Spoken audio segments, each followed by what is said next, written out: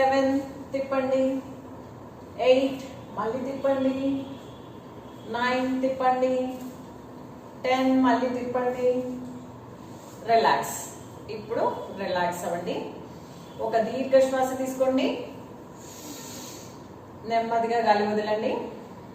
Okay, ఇప్పుడు మీ మోకాళ్ళకి stretching ఎలా చేయాలో చూసుకుందాము. ఇది చాలా సింపుల్ స్ట్రెచ్.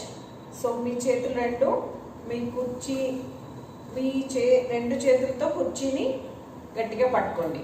సో ఇప్పుడు నడుము తిన్నగా ఉంచి ఫస్ట్ మీ కుడి కాలిని స్ట్రైట్గా పైకి లేపండి. బ్యాక్ స్ట్రైట్గా ఉండాలి, వెనక్కి వంచొద్దు, నడుము స్ట్రైట్గా ఉండండి.